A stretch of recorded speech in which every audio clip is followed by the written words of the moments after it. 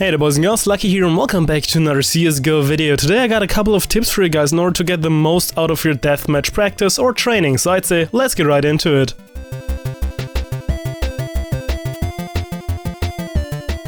Alrighty, so before we start the video, I really quickly want to mention my friend Yellow. He actually made a video on the same, or well, kind of a similar topic, so I'll link his YouTube channel in the description down below for you guys as well.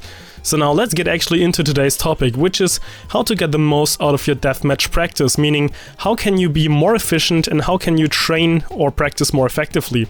So first of all, when you're going into a deathmatch and just want to train your mechanical skills, the most important thing is probably, or better said, the thing that will help you the most is to play community servers. I've said this before, but Valve Deathmatch, besides only having 64 tick, is really just for the more casual players. If you really want to play against better players, more hardcore players, which again is pushing you further to increase your skill and to get better yourself, you really want to play on community deathmatch servers. Not just for that, but they also have different configurations of their servers. For example, this one that I'm playing on right here has a rotation that is forcing you to switch between headshot only, then normal deathmatch, then free-for-all deathmatch, then the rifling only, pistol only, second buy rounds only, and then all again alternating between headshots only and your normal full body shot type that you usually would have in deathmatch.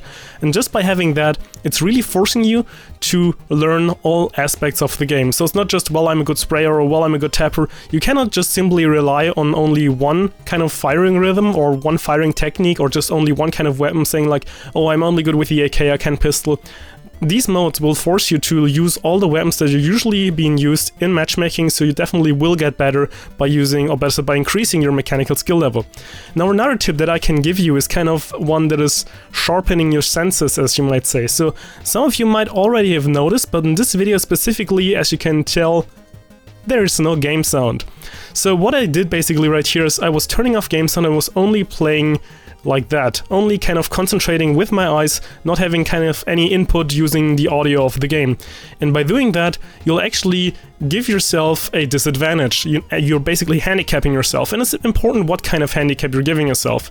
Getting rid of your sound and then just only playing, relying on your visuals, will only show you how important the sound really is. However, if you get decent with it and just like learn to play without it, you'll get even better as soon as you're getting your sound back. So you definitely do not want to try this in matchmaking and only in deathmatch, so you definitely get the benefit when you're playing your scrims or your matchmaking games or your ESEA in phases and stuff like that. So that's kind of another way that you can train in deathmatch. And to real quickly refer back to my friend Yellow, he also talked about some Norwegian skiers kind of listening to death metal, or just in general, I think any kind of music would do, to basically, once again, pull your senses even more away from your usual audio connection that you would have in-game, kind of relying on your gun sounds or like footsteps and stuff like that, which is extremely important. And again, after not having played with them, you really realize how important they are, and when switching back to them, you really feel like you gained another sense, kind of. So yeah, these were a couple of deathmatch tips in order to make your deathmatching more effective and to improve more on your mechanical skills and hopefully get you to a higher level. But yeah, I think it's pretty much all for now. I hope you enjoyed the video, and LuckySkillFaker out.